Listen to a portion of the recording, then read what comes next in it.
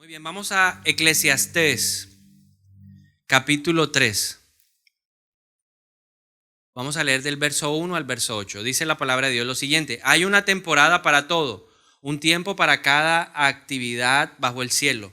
Un tiempo para nacer, un tiempo para morir, un tiempo para sembrar y un tiempo para cosechar, un tiempo para matar y un tiempo para sanar, un tiempo para derribar y un tiempo para construir, un tiempo para llorar y un tiempo para reír, un tiempo para entristecerse y un tiempo para bailar, un tiempo para esparcir piedras y un tiempo para juntar piedras, un tiempo para abrazarse y un tiempo para apartarse, un tiempo para buscar y un tiempo para dejar de buscar, un tiempo para guardar y un tiempo para votar. A veces en nuestra vida usamos más guardar que votar, ¿no?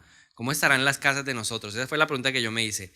Un tiempo para rasgar y un tiempo para remendar, un tiempo para callar y un tiempo para hablar, un tiempo para amar y un tiempo para odiar, un tiempo para la guerra y un tiempo para la paz. 28 actividades de la vida se comentan en este pasaje. Salomón nos está diciendo de una u otra forma que cada una de estas actividades conforman el ciclo de la vida.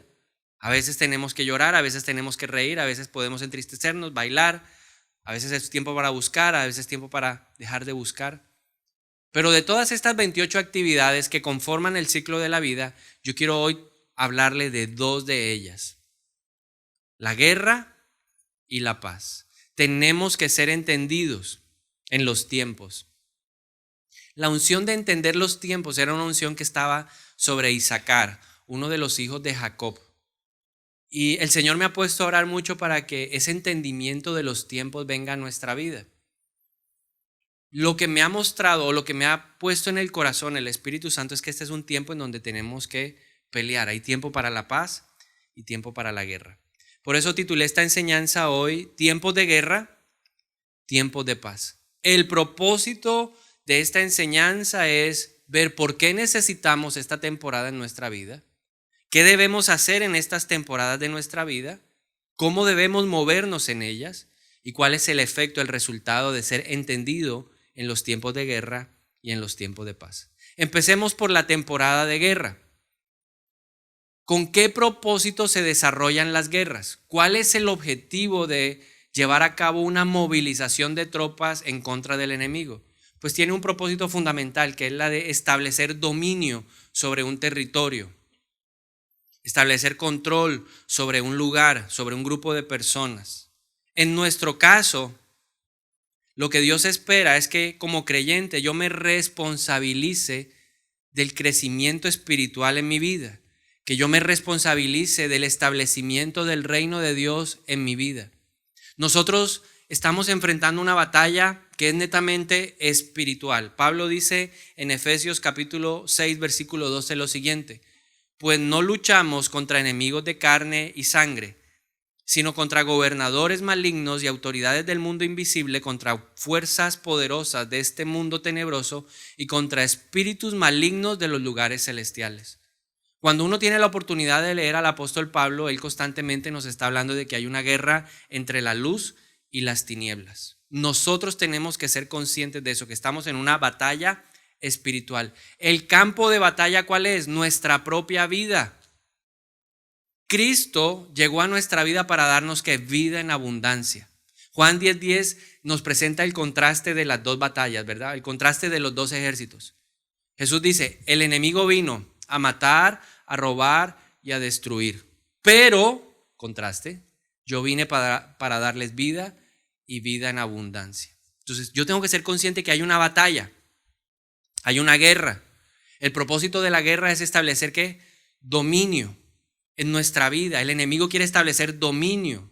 Sin Cristo, Él controlaba nuestra vida. Nuestra mente estaba totalmente entenebrecida. Estábamos perdidos en nuestros pecados. Nadábamos en nuestras propias maldades. David fue consciente de eso y por eso él escribió en uno de los salmos: nací o fui concebido en maldad. Pero Jesús vino a darnos ¿qué? Libertad. Cristo nos hace libres y debemos aprender a vivir en esa libertad. Por eso yo soy el primero que tiene que ser consciente de la responsabilidad. Levante su mano por favor y diga conmigo: soy responsable por el establecimiento del reino de Dios en nuestra vida. Nos encantaría que todo fuera más fácil. Nos encantaría que esta batalla, esta guerra espiritual terminara simplemente al hacer una confesión de fe. Al contrario, lamento entristecerlo o desanimarlo un poco. Muchos pensamos o muchos creímos en algún momento de nuestra vida que todo cambiaría ipso facto solamente al reconocer a Jesucristo como Señor y Salvador. Esa es una confesión de fe que establece el lugar donde pasaremos la eternidad, la vida eterna. Pero más allá o lejos de alejarnos de la confrontación, la confesión del nombre de Jesús en nuestra vida, lo que establece es una verdadera guerra. Ahora peleamos contra las tinieblas, como dice Pablo. Luchamos contra poderes tenebrosos que están establecidos en las regiones celestes. Nuestra batalla no es carnal, no es contra hueso, es netamente espiritual. Y como creyentes, como cristianos, como hijos de Dios, tenemos que entenderlo. No podemos obviar esta temporada. Una temporada es un periodo de tiempo que se destina para llevar a cabo una actividad. Y en nuestra vida, con regularidad, porque son actividades que se repiten con cierta regularidad. Así como el verano se repite cada temporada, de junio a septiembre, en nuestra vida la guerra espiritual o la guerra contra nuestro enemigo tiene que ser una constante. ¿Contra qué debemos pelear? Muchas cosas, pero yo solamente voy a hablarle de dos en esta mañana. Algo que el Señor me ha puesto y que me ha llevado a animar a muchas personas a hacerles entender que es la temporada de la guerra contra estos dos enemigos. El primer enemigo lo encontramos en Génesis capítulo 4, versículos 6 al 7. Le voy a pedir que lo escuche atentamente y usted me ayude a descubrir cuál es este enemigo que tenemos que enfrentar, porque nuestra responsabilidad como hijos de Dios es el establecimiento del reino de Dios en nuestra vida.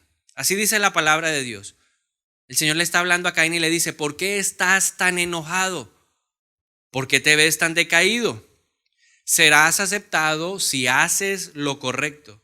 Pero si te niegas a hacer lo correcto, entonces ten cuidado. El pecado está a la puerta, al acecho y ansioso por controlarte. Pero tú debes dominarlo y ser su amo. ¿Cuál es ese enemigo? El pecado. Dígalo conmigo, el pecado. Mi primer enemigo o el enemigo con el que debo centrarme en este tiempo a confrontar es el pecado. ¿Qué significa la palabra pecado? La palabra pecado significa errar en el blanco, salirse del camino, desviarse del camino. Significa exactamente hacer todo lo contrario a lo que la palabra de Dios dice. El Salmo 1 dice: bienaventurado el hombre que no anduvo en camino de pecadores, sino que en la ley del Señor medita de día y de noche. Y habla de la consecuencia del resultado de ser una persona que no anda en el camino del pecador. Dice: esa persona será como un árbol plantado junto a corrientes de agua viva, no será como el heno o la paja que es llevada por el viento. Siempre su hoja estará verde, dará fruto. Esa es la consecuencia de no andar en el camino del pecador, de no desviarse de la palabra de Dios, de no salirse del camino, de dar en el blanco, de seguir lo que la palabra de Dios dice. Pecado es todo lo contrario, la desobediencia a la palabra de Dios. Para enfrentar a un enemigo, uno tiene que conocer cómo funciona el enemigo. Por eso existe la inteligencia militar. Siempre el enemigo se está analizando. Al enemigo siempre se le está estudiando.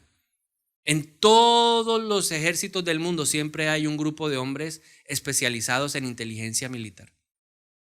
Son hombres que se infiltran en el enemigo para traer información valiosa. Todo con el propósito de saber cómo son sus movimientos, cómo piensan, cuáles son sus estrategias de guerra, para ellos contrarrestar. Entonces nosotros tenemos que conocer a nuestro enemigo. ¿Cómo lo conocemos? Entendiendo cómo se genera en nuestra vida. El pecado no es simplemente un accidente. Me acosté y me levanté con ganas de pecar. Es algo que se gesta. Es algo que se va trabajando con el paso del tiempo. Y hay dos factores fundamentales que nos impulsan a pecar. En primer lugar, hay un factor espiritual. Hay un impulso espiritual.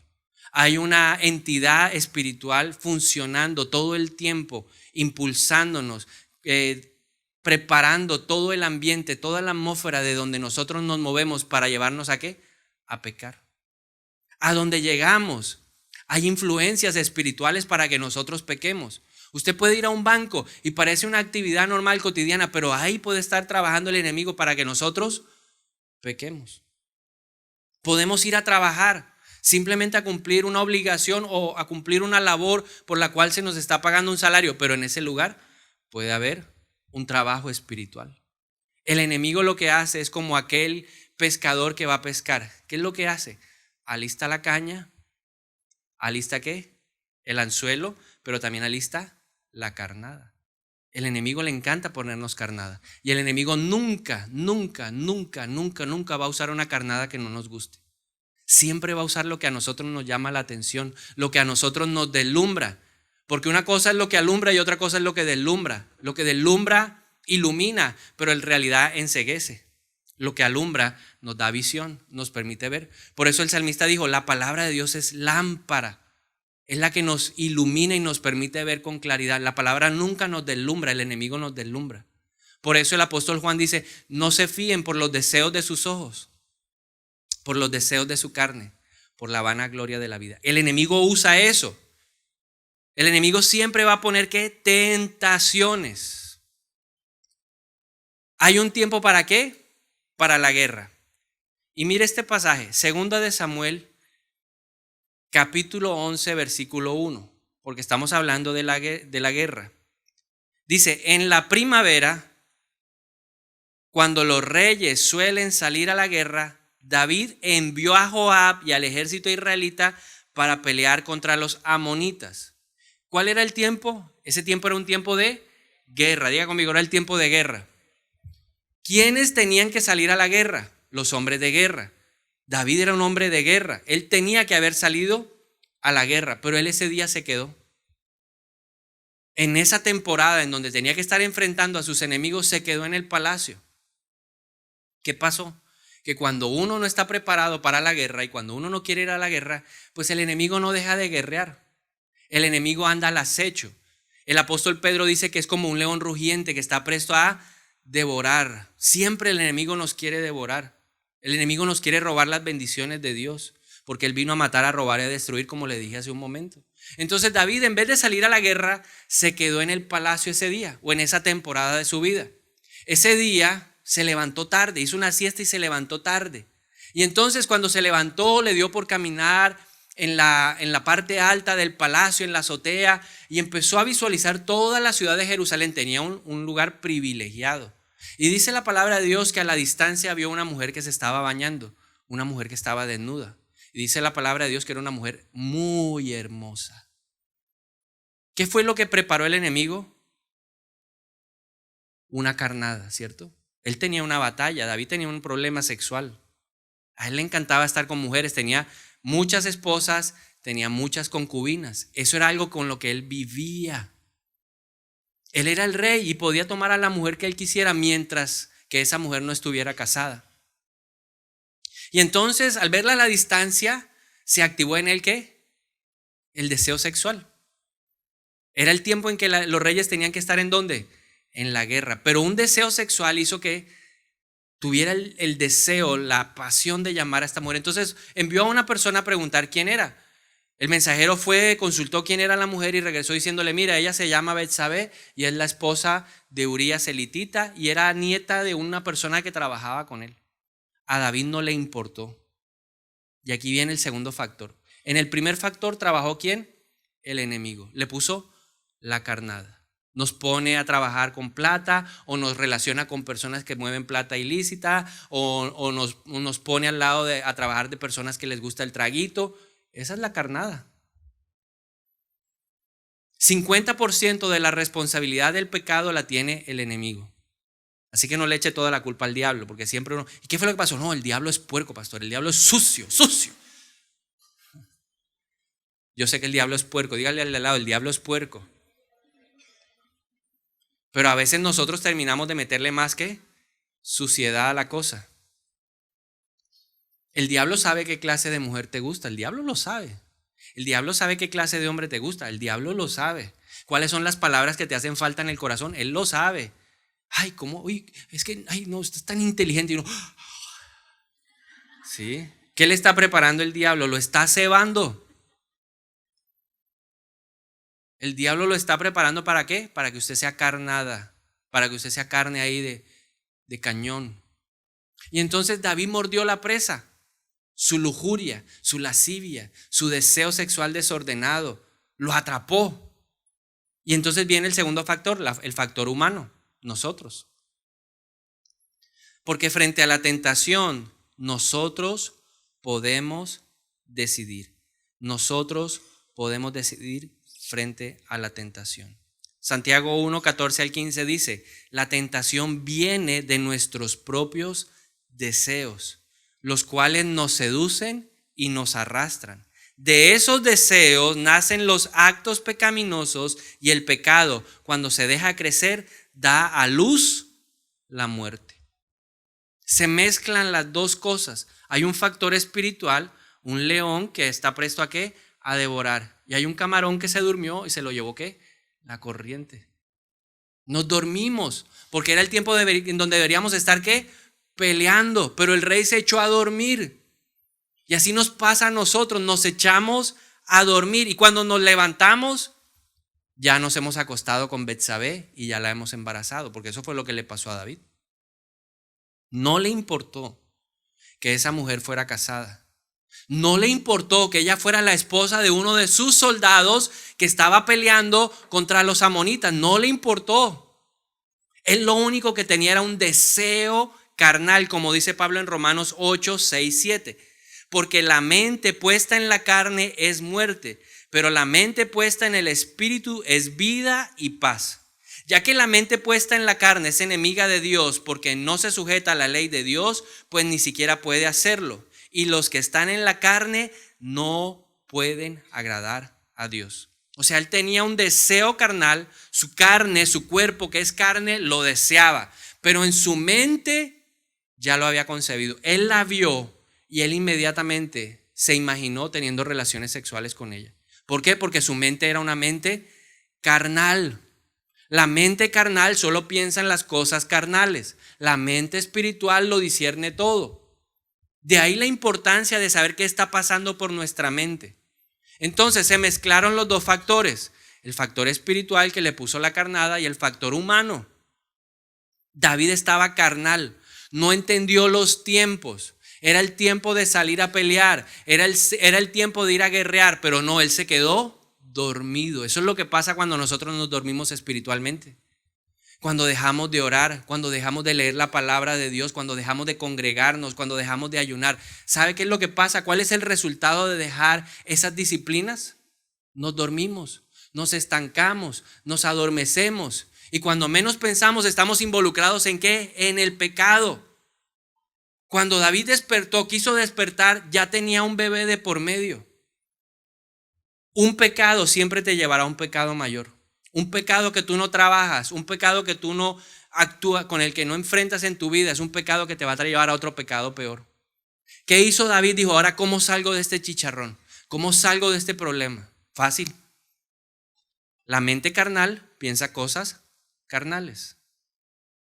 ¿Cuál fue la conclusión a la que llegó David? Fácil. Traigamos al esposo. El esposo está en la guerra, hace días no tiene contacto sexual con la esposa. Seguramente que ese hombre va a llegar ¿qué? Deseoso, desesperado, se va a acostar con ella y... Ay, pero ese niño ¿cómo se parece a David? No es hijo de Urías. No, pero se parece al rey, no es hijo de Urías. Todo eso lo pensó. Todo eso lo maquinó. Se trajo a Urías. Trató de todas las formas posibles.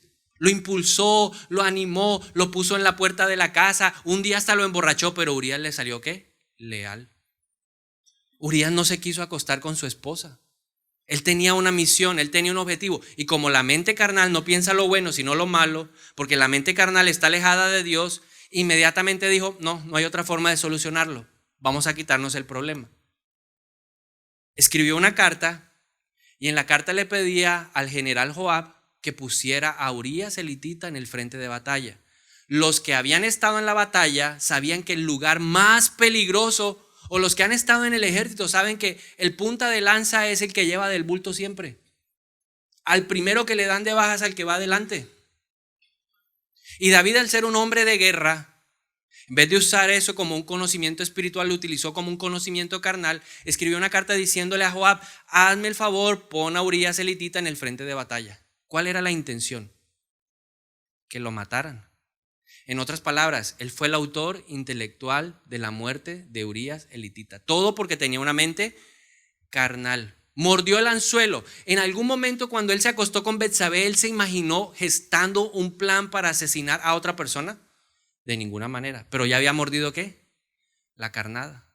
Un pecado siempre te llevará a un pecado peor. Siempre. Y tú con el deseo de ocultarlo, otro pecado peor. Y otro pecado peor. Y otro pecado peor. Finalmente logró el cometido, ¿verdad? A Urías lo asesinan. En la pelea, en la batalla, él muere. Y dejó que pasara, oiga, la mente carnal como es, ¿no? No la puedo traer a vivir inmediatamente porque se van a dar cuenta. Pero vamos a esperar que pase el tiempo de luto, dice la palabra de Dios. Y una vez pasó el tiempo de luto, como él era el rey, podía tomar a cualquier mujer, fuera virgen o fuera viuda, la trajo a vivir con él. Aparentemente la historia decía colorín colorado, este cuento se ha acabado, pero el cuento no acabó ahí. Tiempo después, un hombre enviado por Dios, Natán el profeta, confronta al rey. Y ahí el rey inmediatamente reacciona de todo lo que había pasado.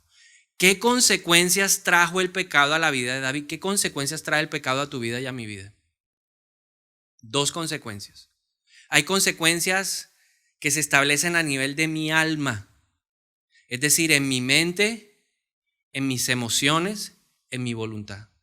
Mi pecado siempre va a dejar consecuencias a nivel de mi alma. En el alma de David quedó una consecuencia. Su hijo murió. Dios estableció un juicio, porque la paga del pecado o el pecado siempre tiene consecuencias. Dios nos perdona, pero quedan las consecuencias. Dios lo perdonó. Dios le dijo: yo te perdono, no serás destituido del reino, porque he encontrado en ti humillación. Pero hubo consecuencias. ¿Cuál fue la consecuencia? Que su hijo tuvo que morir. Su hijo murió. Y eso generó una herida en el corazón de David. Perder un hijo no es fácil. Perder un hijo es doloroso. ¿Dónde me doy cuenta que a David le dolió?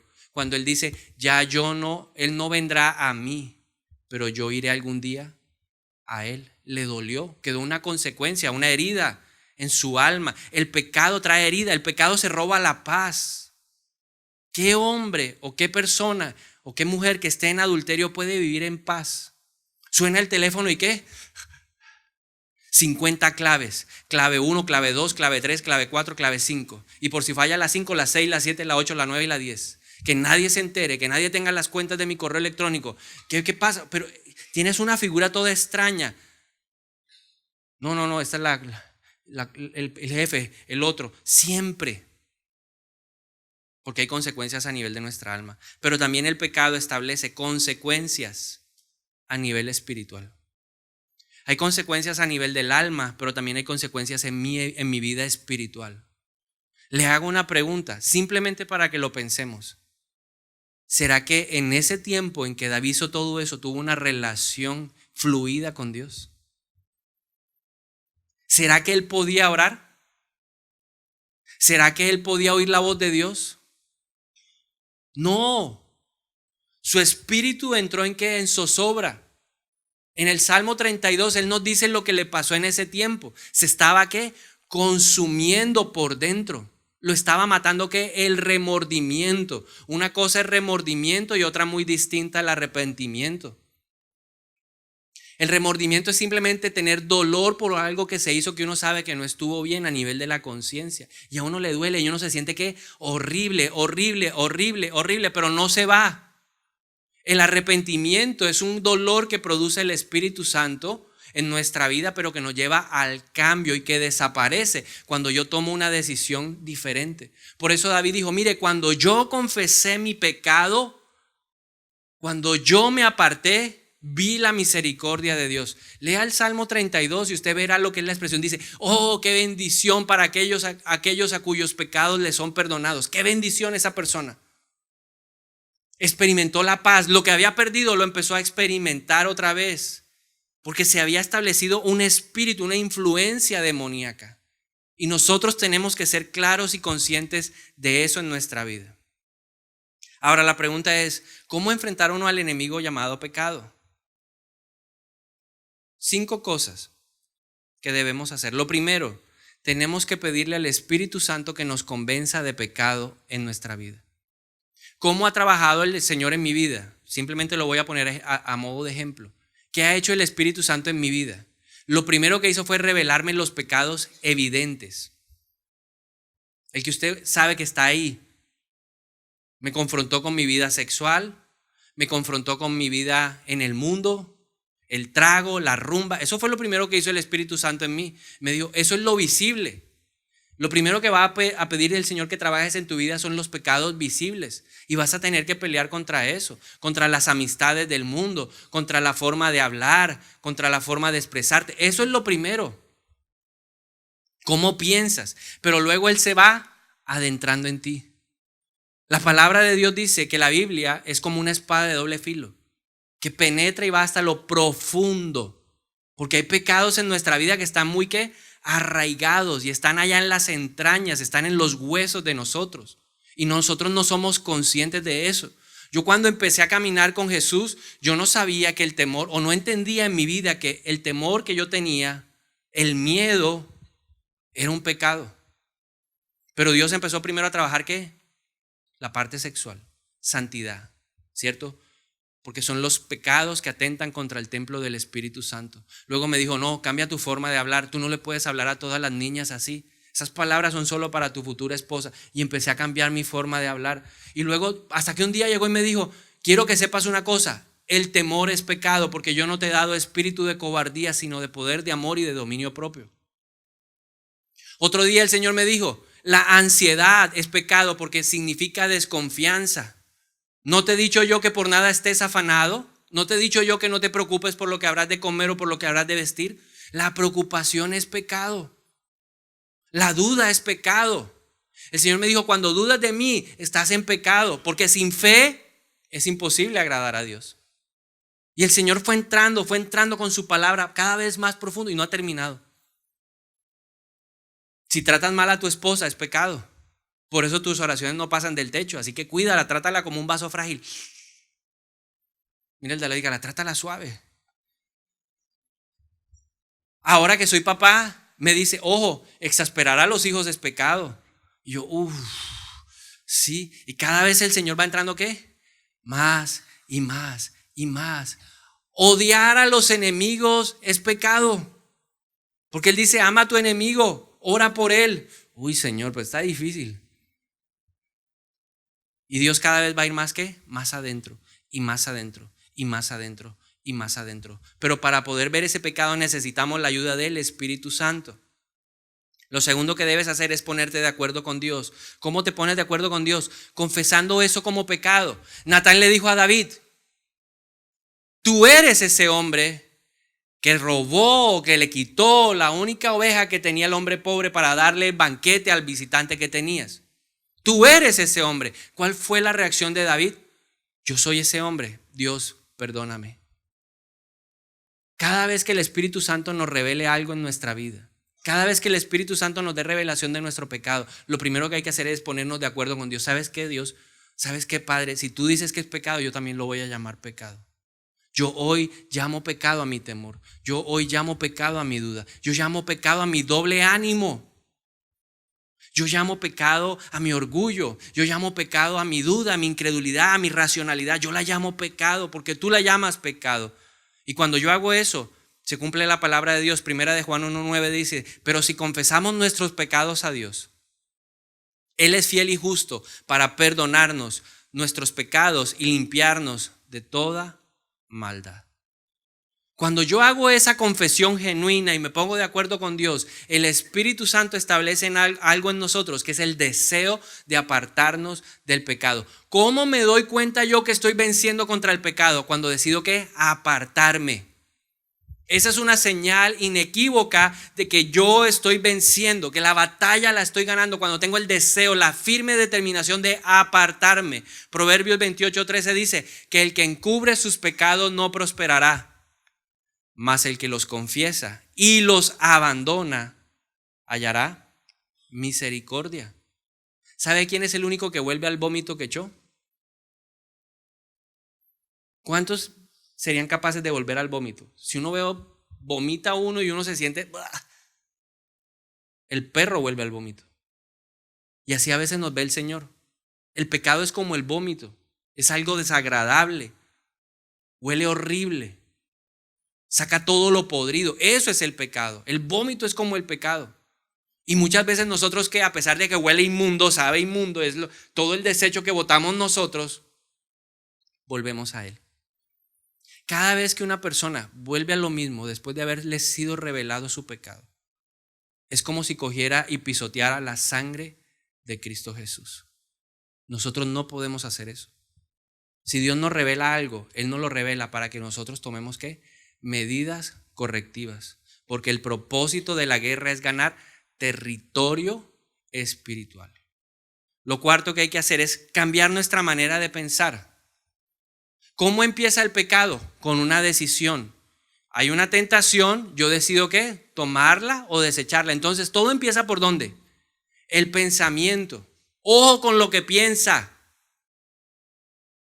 El verdadero campo de batalla espiritual está en la mente. Si yo decido hacer lo bueno, voy a recibir bendición. Si yo decido hacer lo malo, voy a recibir ¿qué?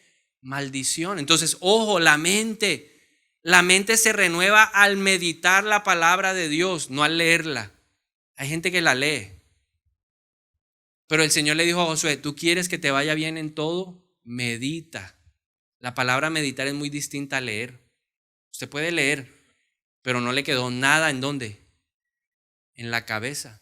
El Señor necesita que haya un proceso que pase la información de aquí arriba a aquí al corazón.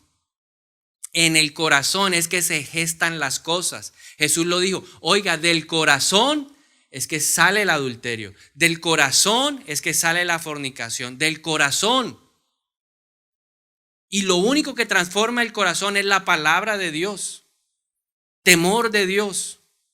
¿Cuántas cosas evitamos simplemente por tener temor a Dios? Pero eso viene cuando estamos en la palabra revelada. Dios me habló. Si usted mira el devocional de la iglesia, por eso hacemos énfasis. ¿Qué te habló Dios?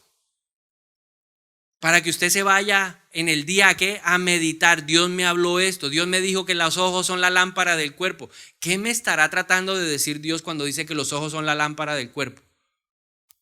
¿Cuál será la advertencia que me está dando? Que cuide lo que yo veo. Que cuide la manera como yo veo. Ojo, eso es lo que me está diciendo. Si la lámpara trae luz, pues yo quiero luz. ¿Qué tengo que mirar? Lo que trae luz. Si la lámpara puede traer oscuridad, pues evito ver la oscuridad. Pero eso viene por meditar la palabra. Cuando tú tienes la mente renovada, vas a poder entender la voluntad de Dios, que es buena, agradable y perfecta. Por eso necesitamos que no solamente leer, necesitamos meditar. De todo lo que usted lea, medite. ¿Qué me quiere decir Dios? Ok, entonces yo voy a meditar la palabra. Y número 5, algo que aprendí hace muchos años, cuando el Señor confrontó mis pecados evidentes. Resulta que yo llevo 18 meses sin trabajar. Y en medio de mi desespero, mi esposa un día me dice, mira, tengo una amiga que me dice que hay una pastora que ora, que ayuda, que bueno, te conseguí una cita, ve. Y llegué a la cita y me senté. Y esa pastora con una cara de amor me dice, mi hijo, cuénteme de su vida. Y yo, no, mire, pastora, tal, llevo 18 meses sin trabajar, estoy muy triste. Y ella me dijo, vamos a hacer un chequeo espiritual. ¿Usted diezma? Sí, señora. Yo lo aprendí desde el mismo principio que el Señor lo habló, Dios me habló al corazón y ok. ¿Usted se congrega en la iglesia? Claro, pastora, yo voy todos los domingos. Gloria a Dios. Me dijo, pero algo tiene que estar fallando. Porque Dios no va en contravía de su palabra. Dice que si obedece nos irá bien en todo. Todo lo que emprende el puño de nuestra mano prospera. En su casa no habrá gente que tenga la alacena vacía, pero yo le veo a usted vacío. Tiene ni para el pasaje del bus, ¿qué pasa? Yo no sé, yo la verdad no entiendo, es que Dios no sé. Y entonces fue cuando me dijo, vamos a revisar tu vida sexual. Y me hizo 3 o 4 preguntas y ella me dijo, ahí está, ese es tu pecado. Fornicar es pecado. Entonces, ¿usted quiere ser bendecido? Sí. Entonces, tiene que dejar de fornicar. Me dijo, te voy a enseñar una manera, pero tienes que hacerlo así todos los días. Y si usted tiene una lucha con la carne, porque el punto 5 es, ataca a tu carne crucificándola. Si usted tiene un problema con los ojitos, o si a usted le gusta hablar más lindo de lo que debe hablar, y le dedica palabras cariñosas a otras diferentes a su esposita, le quiero enseñar algo. Sí, yo lo aprendí. Todos los días me decía ella, arrodíllese y dígale, Espíritu Santo, quema la carne. Y ya, yo bueno. Y empecé a pedir así, Espíritu Santo, quema mi carne. Espíritu Santo, hoy amanecí como que, Señor, el león está despierto, quema mi carne, quema mi carne, quema mi carne, quema mi carne. Pude vivir 3 años sin tener relaciones sexuales, hasta que me casé. 3 años, después de tener una vida sexual activa y desordenada, pude entrar en el orden de Dios. ¿Cómo? Crucificando la carne. A usted le pica la lengua. Dice la Biblia que la lengua es pequeña pero peligrosa. Si a usted le pica y habla más de la cuenta, chismosea y calumnia y critica, porque nos encanta criticar. ¿Esta lengua le encanta o no? Le encanta. Le encanta. ¿Quién le dijo que eso no combina? Nos encanta. ¿Sabe qué? Preséntese delante de Dios y dígale, Señor, quema esta carne, quema esta lengua, destila veneno, habla lo malo y no lo bueno. Si usted es coqueto con la lengua, dígale, Señor, quema la lengua, quémala. Verá, mañana se levanta y pídalo y verá que usted a las 6 de la tarde dice, gracias Señor, pero necesito que vuelvas a quemar la carne. Necesito que la vuelvas a quemar todos los días. Y cuando yo estaba así que no podía, mi esposa me decía, vamos a orar para que el Señor queme tu carne. Queme tu carne. Cada batalla que tú ganes contra tu enemigo el pecado es una batalla menos que librarán tus hijos y tus descendientes. Mis hijos yo sé que no van a tener esa batalla porque yo la pude vencer. Entonces ellos van a estar caminando en un mejor lugar. Y yo quiero que lo piense de la siguiente manera. Imagínese el mapa de Colombia. ¿Sí? Ese es el resultado final, pero Colombia nunca fue Colombia así. Piense por un momento que fuera Bogotá solamente. El rey Saúl estableció un territorio como si fuera Bogotá, así. Él conquistó, él batalló. Cuando llegó a David a gobernar, él tenía una base. Ya tenía el territorio de Bogotá conquistado. Entonces, ¿qué hizo David? Peleó y se ganó toda la región andina, se ganó la Orinoquía, la Amazonía. La región andina, Orinoquía y Amazonía. Ya todo eso lo tenía. Porque él se dedicó ¿a qué? A pelear. Cuando Salomón llegó 40 años después, él no empezó de cero en el reino. Él tenía ¿qué? Bogotá, la región andina, la Orinoquía y la Amazonía. ¿Y qué hizo Salomón? Peleó y conquistó la zona Caribe. Al final, ¿qué tuvo? Colombia. ¿Qué va a pasar en nuestra vida? Que en las peleas que ganemos nosotros el territorio, nuestros hijos ya no tendrán que pelear. Ya ellos estarán con Bogotá, tendrán la región andina, tendrán la Orinoquía, la Amazonía, y ellos simplemente tendrán que pelear la costa Caribe, para ponerle un ejemplo. Pero si yo no libro mis batallas, si yo no peleo mis batallas, a pesar de la revelación que Dios me ha dado, mi pecado ya dejará de ser pecado y será visto por Dios como rebelión. La rebelión es cuando uno consciente, activamente o abiertamente o cerradamente se opone a la autoridad. Nos rebelamos. Dios dice fornicación es pecado, pero no, yo la amo. Yo fui un rebelde. Yo vivía en rebelión, a pesar de estar en la iglesia, yo era una persona rebelde, oía la palabra, lanzaba al Señor las saetas y yo me hacía el loco. Eso no es conmigo, eso es para otro pecador. Me daba el lujo de llegar borracho a las reuniones. Y hablaban y yo miraba como todo fariseo, ese llegó tarde, pecador. Y era para mí. Cuando yo no trabajo la rebelión o cuando yo no trabajo mi pecado, se va a convertir en iniquidad. La iniquidad es un pecado, una tendencia pecaminosa que se transmite. Todo pecado que me sea revelado y yo no lo trabaje, lo van a heredar ¿quiénes? Mis hijos. Ahora la pregunta es, ¿usted quiere dejarle ese legado a sus hijos? El mejor legado que uno le puede dar a un hijo es el legado espiritual, es el territorio espiritual. La base para que ellos puedan construir sobre una nueva plataforma. No van a empezar de cero. Ok, listo. Mi pecado fue que yo acepté el adulterio y terminé divorciado. Peleé la batalla y destruya a ese enemigo para que su hijo no herede esa maldición. Porque el divorcio, quiero decirle, es una maldición. Es un antidiseño, no es parte de lo que Dios pensó. El hombre dijo, no es bueno. Dios dijo que el hombre no era bueno que estuviera solo y le puso a una mujer y dijo, y ustedes estarán unidos hasta que la muerte los separe. Y Jesús le agregó algo y dijo, no es bueno que ningún hombre o mujer los separe. Es una maldición. Y yo tengo que pelear en mi matrimonio para que a mis hijos les toque ¿qué? Una plataforma mejor. Si yo peleo con el dinero fácil, tengo que pelear, tengo que batallar contra el dinero fácil, porque mis hijos no van a estar con el dinero sucio. Ellos tienen que estar con el dinero que añade bendición, no tristeza. Pecado que tú no trabajes se convertirá en iniquidad. Tal vez hoy, y ese es el segundo enemigo, vas a tener que pelear con la iniquidad de tus antepasados. La iniquidad es el pecado que tu papá o tu mamá o tu abuelo o tu abuelita o tus abuelos, tus bisabuelos nunca pelearon. Por ignorantes o por rebeldes, no sé. En mi caso fueron ignorantes. Pero ¿qué heredé yo? ¿Cuál fue la iniquidad que recibí yo de mis abuelos? Adulterio.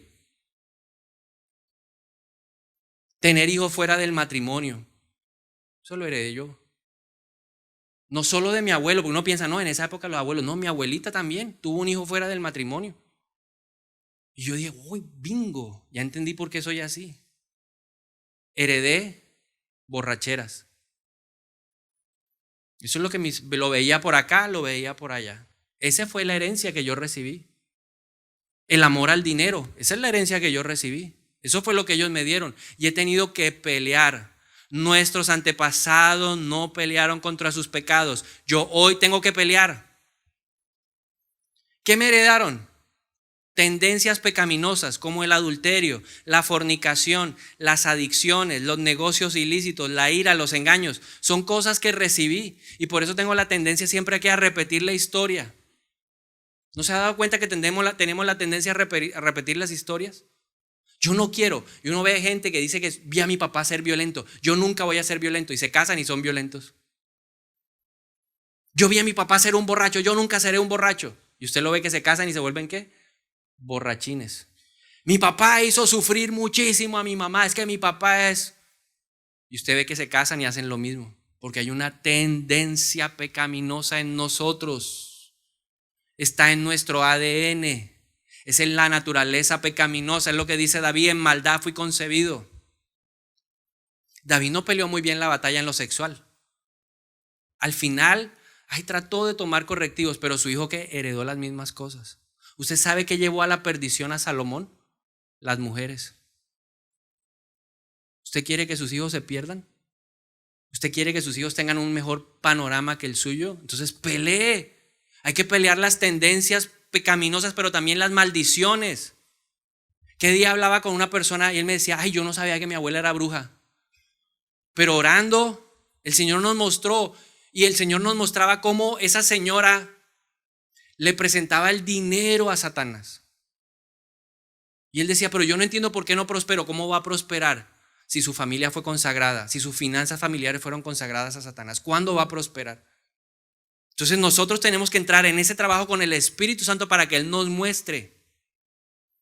Yo no puedo quedarme simplemente, no, en mi casa se divorcian todos. No, en mi casa se mueren ahí prematuramente, pero ¿qué hacemos? Vivimos hasta los 40. Ay, gloria a Dios, estoy 39, ya casi me voy.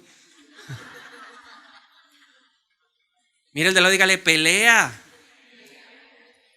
No, ya me acostumbré a la pastillita. ¿Qué hacemos? Sí, todos en la casa tenemos así, el problema de la diabetes. ¿Qué hacemos? No la acepto, porque en mi ADN tiene que salir esa maldición. No, Cristo no llegó para que yo siga siendo un esclavo. Cristo llegó a mi vida para darme libertad y tengo que aprender a vivir en esa libertad. No la quiero, no la acepto, no la reconozco, la rechazo, se va de mi vida. Y tal vez usted no alcance a conquistar todo el territorio, pero en sus hijos habrá victoria. En sus nietos habrá victoria, porque Dios es Dios de generaciones, pero yo tengo que pararme en la brecha, tengo que ser firme, resistir esto. Ahora la pregunta es, ¿y cómo me doy cuenta si hay una iniquidad? 3 cosas. Si en su vida no hay crecimiento espiritual, si usted está estancado, puede ser una señal. 2, veo en mi familia casos como esto. Entonces se divorció mi tío, mi tía, mi papá, el abuelo. Eso significa que hay una herencia de maldición. Y cuando los síntomas se repiten generación tras generación, generación tras generación. ¿Cómo enfrentamos la iniquidad? Necesitamos revelación del Espíritu Santo. Eso es un proceso en donde yo le pregunto, Espíritu de Dios, muéstrame. Cuando uno tiene la disposición en el corazón, Dios es Dios fácil de encontrar. Él no es distante, Él no es lejano, Él no es mudo, Él no es sordo. Él habla y Dios nos va a hablar. Yo un día le estaba preguntando, Señor, pero ¿por qué estas tendencias sexuales tan fuertes? Y en una conversación familiar afloró todo. ¡Plup! Eso es lo primero. Y lo segundo, Él desea, y el deseo de Dios es que usted se convierta en un portero espiritual. ¿Qué hace un portero? ¿Qué hace un portero en un edificio, en un conjunto? Vigila. ¿Y qué más hace? Es el que permite que la gente entre o salga. Usted tiene que volverse un portero espiritual de su casa. ¿Cómo nos volvemos porteros? 2 cosas. Pedir perdón por ese pecado familiar. Señor, yo te pido perdón por la idolatría. Señor, te pido perdón por la hechicería. Señor, te pido perdón por la violencia. Te pido perdón por los abusos. Señor, yo reconozco que mi abuelito fue un tráfuga, un bandido. Señor, yo te pido perdón. Yo me doy cuenta, como dice tu palabra, que él corrió las estacas de la casa. Porque hay gente que no sabe que los abuelitos se ganaron las fortunas así. Movían las estacas. Tumbaron al que no podían. Le compraban al necesitado. Porque hay gente que está necesitando. Necesita plata. ¿Cuánto vale? 100, pero yo le doy 10 ya y váyase. Eso es abuso. Y eso hace que nuestro dinero sea maldito. El dinero que le robamos a la otra persona siempre va a estar reclamando. Pero eso solo lo puede revelar ¿quién? El Espíritu Santo. Yo me convierto en portero y digo, Señor, ya trajiste esta revelación. Yo te pido perdón por el pecado de mis antepasados. Te pido perdón porque mi abuelito sí era un sinvergüenza. Yo te pido perdón. Y no estamos juzgando a nadie. Simplemente le estamos diciendo a Dios la verdad y te pedimos perdón en el nombre de Jesús. Y Éxodo 34:7 dice, yo derramo amor inagotable a 1000 generaciones y perdono la iniquidad, la rebelión y el pecado, pero no absuelvo al culpable, sino que extiendo los pecados de los padres sobre sus hijos y sus nietos, y toda la familia se ve afectada hasta los hijos de la 3ª y la 4ª generación.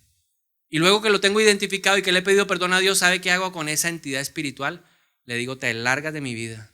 Te largas de mi generación, te largas de mi ADN, no más. Espíritu de ruina, fuera. Espíritu de enfermedad, fuera. Espíritu de adulterio, fuera. No más. Y lo corto. Y nos desligamos como familia de ese espíritu inmundo. Y se va y no vuelve más.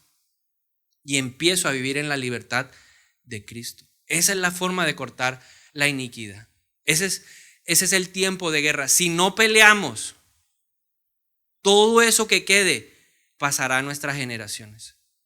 Léase el libro de Jueces. ¿Por qué se dio tanta cosa? Porque Israel no fue obediente a Dios. Dios le dijo, elimina a todos tus enemigos.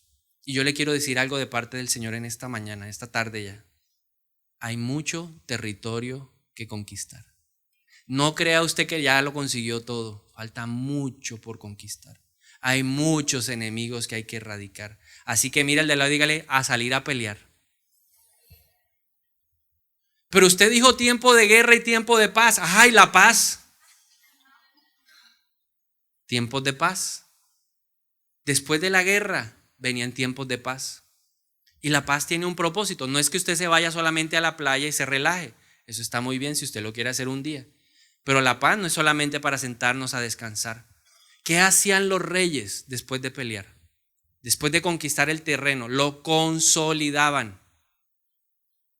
Llegaban, establecían ciudades, reparaban ciudades, levantaban murallas porque ellos necesitaban consolidar el territorio. Los tiempos de paz que Dios nos da es para que consolidemos nuestra vida espiritual. Yo llegué de viaje de mi maestría y entonces buscando trabajo y no me salía. Y yo desesperado, yo me cansé de lavar la loza. Estaba aburrido de trapear. Y le dije, Señor, ¿qué es lo que quieres?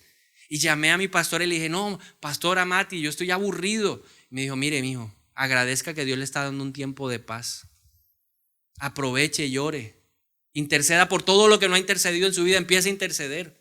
Adore todo lo que no ha podido adorar. Estudie la palabra de Dios, todo lo que no la ha podido estudiar. Medite en ella. Haga lo que usted nunca lee. Hace todos los libros que usted quiera. Aproveche. Porque después vendrán tiempos de guerra. Y en los tiempos de guerra tendrás que sacar todo lo que sembraste en los tiempos de paz. Ahí es, cuando tú tienes paz, es cuando más tienes que venir a orar. Porque cuando tú estás en guerra, a veces no te dan ganas de orar, pero sacas todo lo que tú almacenaste en el pasado y sacas la artillería para darle con todo al enemigo. Ahí es en la paz, en donde que yo aprovecho para estudiar aquí, para estudiar allá, para llenarme del conocimiento de Dios. Para eso sirve la paz.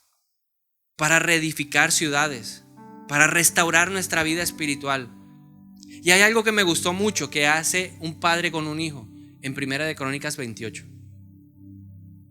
Un tiempo de paz. El padre David terminó de pelear contra sus enemigos, estableció un nuevo territorio. Llegó el tiempo de entregar el legado. Llamó a Salomón y le dijo, Salomón, te voy a entregar. Y eso es lo que Dios nos entrega en los tiempos de paz. Él le dijo, lo primero que te voy a entregar son diseños. Y le entregó los diseños del templo. Le dijo, aquí están. En los tiempos de paz es donde Dios nos va a hablar sobre el futuro. Es donde Dios nos va a mostrar lo que viene. Es donde Dios nos va a preparar y nos va a decir, mira, va a pasar esto, necesitas hacer esto. Es el tiempo para planear, es el tiempo para visionar. Dios le entregó diseños a Salomón a través de David. Luego le entregó instrucciones. David mismo le dijo, mira, lo vas a hacer así, así, así, así, así, así, así. Y luego le entregó recursos. Salomón lo único que tuvo que hacer es aprovechar el tiempo de paz para levantar el templo de Dios. Una temporada.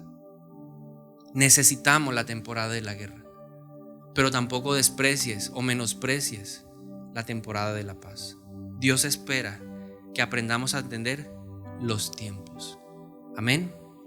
Entonces voy a animarlo, si usted quiere pelear hoy alguna guerra, si usted quiere hoy enfrentar algún pecado, le voy a animar a que se ponga de pie un momento.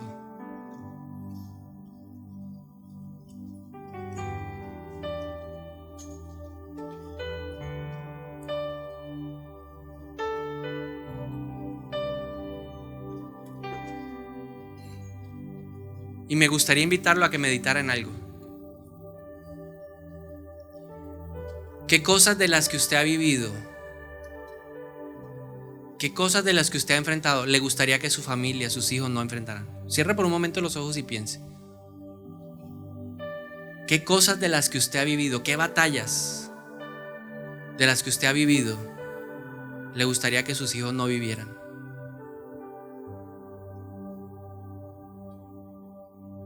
¿Qué batallas?